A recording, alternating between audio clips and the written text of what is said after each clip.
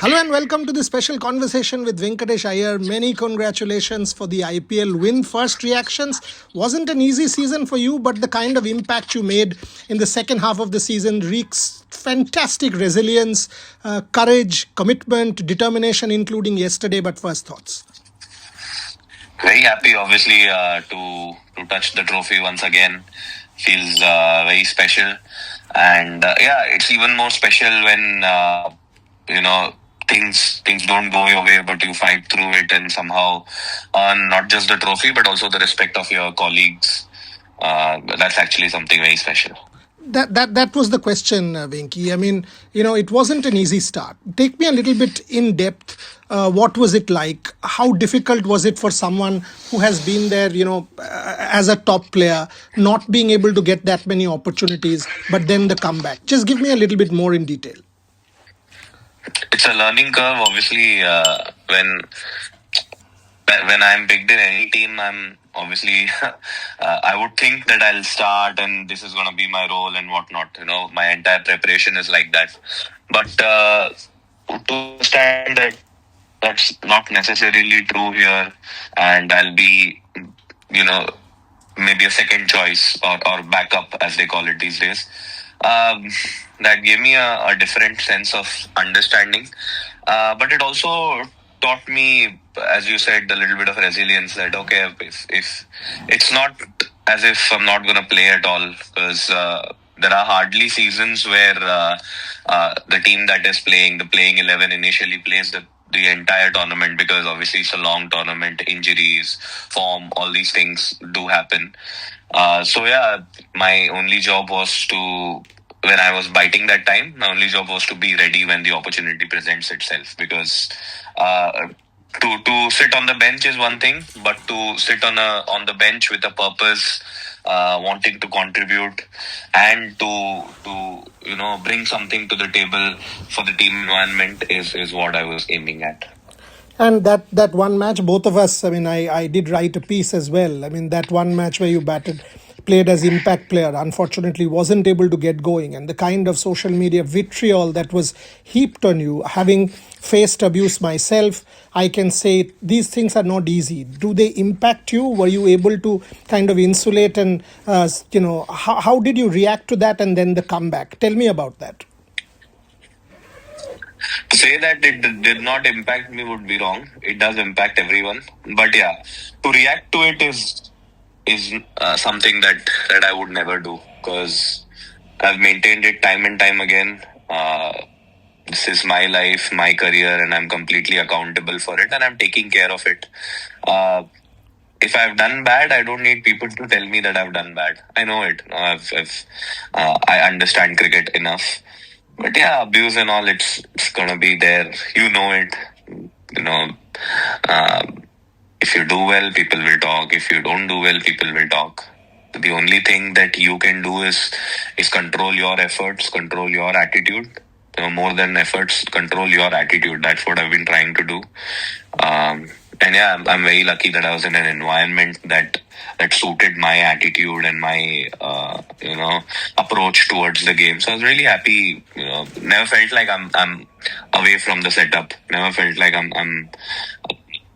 I don't belong here or anything like that. I completely felt at home, and that's what I think kept me going. And then the turnaround, when that 70 odd innings, can you tell me a little bit about that, when it starts hitting the middle of the bat and Venkatesh Iyer gets to become Venkatesh Iyer again? Just describe that, because I have always felt that the turnaround and when things start happening again gives you much greater joy. Tell me about that one innings. It's actually about fighting the first 10 balls. I think it's not just me, the legend of the game also. It's that the batter is actually the first few balls. And so if you're playing regularly, those first few balls become lesser. But you're not playing if you are just walking into the ranks and all these things. The first few balls are actually where you kind of are searching for who you are. You're getting into the groove.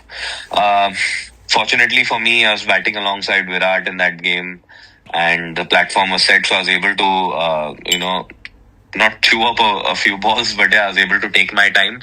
And once, as we said, it starts hitting the middle of the bat, you kind of zone out. You kind of forget what all's happening, what has happened, or you forget everything, and you just focus on how you want to hit the ball. And at the end of the day, that is cricket, right? How you're hitting the ball, how you're reacting to situations, and as you said, first few balls after that completely felt like a known territory for me. And playoffs, again, brilliant start yesterday. I thought that start by you, 32 of 16, closed it because, yeah, magical innings by Virat. But when you get to 56 or 4 overs, both openers firing, in a smaller chase, that's when things get done. I mean, despite the injury, firstly, how is the injury? And secondly, that start yesterday in a high pressure final, multiple times Bengaluru has chased in the past, not been able to get over the line, and Gujarat has a very good bowling attack. So, thoughts on yesterday's final, please, and the injury. The injury I'm holding up quite well. Fortunately, nothing serious. It's just extremely humid, and cramps and all are very natural to happen. But yeah, as you said, these games are decided in the power play.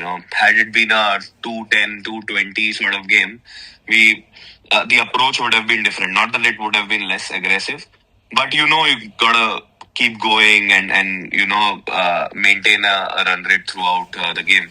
But when you're chasing 160, you gotta land the first blow. You gotta land the first punch and try to kill the game in the power play, because the only chance of comeback for the team is in the power play. So if you don't give an inch in the power play, you basically settling the game then and there. So I think that was a conscious effort by me and Virat to go after their bowling. And as we pointed out, their strength is their bowling. And that's been the template of RCB. Try and attack the strengths of the opposition so that they feel helpless, and that's what we tried to do. Venki, I've got to ask you this. I mean, at 36, 37, 38, I don't know what the age is. It's just a number for Virat Kohli. But batting alongside Virat Kohli yesterday, once again, a masterful chase. You were out there when you went out. Can you make me understand the mind of the guy? I mean, I don't know how many years, but this is just incredible to see somebody doing it time in, time out in a run chase. A little bit more on Virat Kohli, please, having batted with him multiple times in this season. I think it's the belief in the skill that he has. Obviously that comes from years of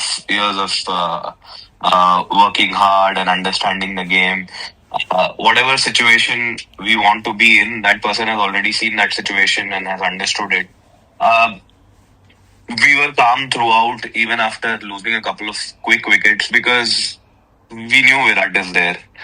His presence itself gives confidence to the team, and that is what he has earned over these years, to kind of show that what presence is, what aura is. So if he is there on the field, then there's a mental catch-up game that the opposition always has to play. And it's a method. Okay, it's not something that has just come to him or that has just come to Indian cricket. There's a method to it.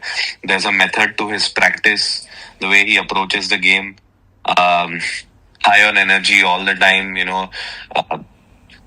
and he does not want to see his team down, and that kind of lifts the entire team. If you are sharing a field with Virat, you cannot keep your shoulders down and just stroll or jog to your positions. You can't do that, because this guy, after achieving so much, after being reckoned as one of the legends of the game, if he is showing so much energy, intensity and hunger, who are you to take it lightly and just be casual? So I think day in and day out, it's just inspirational for not just cricketers, but everyone who's watching. Everyone who's watching the game of cricket, everyone who wants to learn something new. I think he's an inspiration and a role model. I was chatting with Rajkumar, and Rajkumar said exactly the same, that people think he's arrogant, but for people who know him, he is the most humble. I mean, he will stay rooted. Any particular conversation that you might have had? I mean, that you know when you were batting together. Anything that you kind of recount that you will take from Virat Kohli from this season? We don't chat a lot, obviously, because in a T20 tournament, in a game where the stakes are high, you just want to keep going low. But little things like tactical, what do you call, tactical nuances of the game. You know, it shows that it's not just about hitting; it's about understanding what the bowler's gonna bowl at you, or what the bowler's gonna counter it tactically. Is what he kind of believes in. And every time I look at him, the only message that he sends is be clear in what you want to do. You know, even if it is a defense. You know, I know it's a T20 game, but even if it's a defense, be aggressive in that. Be clear about what you want to do, and that kind of gives you confidence. You know, if you're clear in whatever you want to do, half the battle is already won. So I think, it's just been a pleasure batting with him. Last three questions. One, somebody who I'm sure you will be very, very pleased about and very dear to you. You've told me in the past as well. Rajat Patidar, back-to-back seasons, captain, winning it, leading from the front. That 90 was one of the most extraordinary innings from Rajat Patidar. A word on your friend and his captaincy. Phenomenal. I think he's done what nobody believed he could do. I didn't believe he could do a few years back. I was pleasantly surprised by the way he carried himself on the field. It was just a matter of when rather than if or could he. You know, it had to happen. And this is not me talking about 2021, 22 or something. This is something that not just me, the entire MP team thought in 2016, 17 when I began my Ranji Trophy days. Like, this fellow does not belong here. He belongs in the top tier. He's meant for bigger things. When he virtually hadn't even scored a lot in Ranji Trophy. I'm talking about like 10 years back. At that time, we were all thinking, what's he doing here? He should be a regular in India. Quality, this, that. So it had to happen. Late, but good things eventually happen to good people. Yeah, I mean, and all of us have been mighty impressed. I wrote a piece saying, he should make the Ireland and England team. Fingers crossed for Rajat Patidar, because I thought the test opportunity came a bit too early, but definitely lot still in the offing. Last two, word on Andy Flower, Venki. You've played under multiple coaches, Andy Flower and also Dinesh Karthik, your support bench. Can you give me an insight onto Andy Flower and Dinesh Karthik? Best. They've been the best support staff I played with. Purely in terms of communication and role clarity, handling of players, handling of situations, and also empowering the players to make decisions. Sometimes, especially in India, we are used to coaches dictating situations, which is necessary also. But to empower the players to make their own decisions, to create an environment where the players feel empowered, towards leadership, is something that these people have created. And DK, I think, if I had to point out who was the most hardworking person, of course, barring our logistics guys, it was Dinesh Karthik. Going out in the outside nets, working with batters, then coming back in the center nets. Talking to batters, throwing balls at them for drills. I've never seen a more hardworking batting coach than DK. Same goes to Andy, and it's an amazing resume that he has. So many championships. They speak for themselves, right? Obviously, wherever he's gone, he has created a winning culture, and the key that holds this together, I feel, is Mobo Butt. His being the director of cricket, the way he has led this entire RCB resurgence has been nothing short of phenomenal. And two part to the final question. One, a word on Bhuvaneshwar Kumar. I mean, I've been so pleased to see Bhuvi bowl the way you were there, you experienced it firsthand, and secondly for your fans, the RCB fans. Last year was a tragedy, a disaster. One day after the tournament ended, and this time round, I know there are several measures put in Bengaluru, but people have loved it. I mean, I'm sure the team has dedicated it to the fans. You guys spoke a lot about it, but a word on the fans. So two parts: one on Bhuvaneshwar Kumar, and secondly about the RCB fans, Venkatesh Iyer. Bhuvneshwar Kumar, I feel, is the epitome of simplicity in bowling. It's as easy it is to say, it's very tough to achieve. Keeping bowling simple, simple plans. Yes, planning. Obviously, planning is there, but to stick to it and keep it absolutely simple.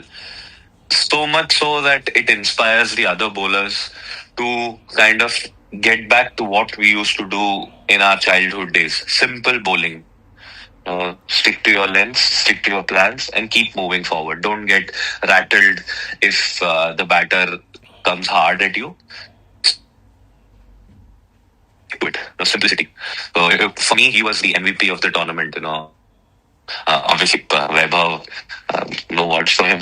But for me, it was Bhuvaneshwar Kumar. The way he predominantly batting favorable tournament, the way he carried himself, the way he field. I think he's a legend, and so much to learn from him and Hazelwood.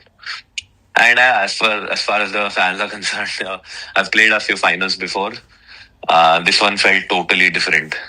With due respect to Kolkata and then other places, fandom is something that I actually experienced when I came to Bangalore.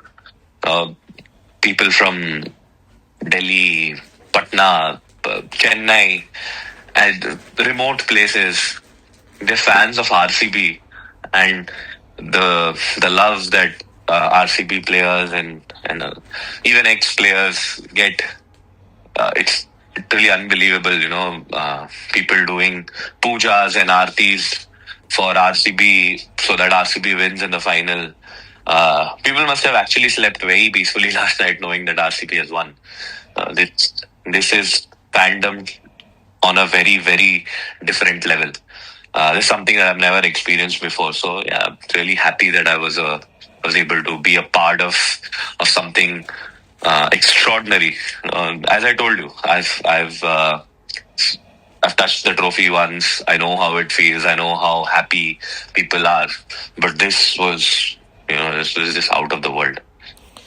Venkatesh Iyer, wish you all the very best always. You know that. I mean, you've also stood up. I mean, a real story of courage, resilience, commitment, determination. You've seen a lot. You've seen a lot last year with the price tag, with everything. To be able to do what you did will inspire and make it an aspirational story for generations to come. Wish you all the very best with your RCB stint. Hope the injury is not too serious. I really hope we see you back in India colours at some point as well. So all the very, very, very best. Very proud of you, and catch up soon. Thank you very much for joining. Thank you, and I also just want to say, price tag, money, all these things should never dictate a cricketer.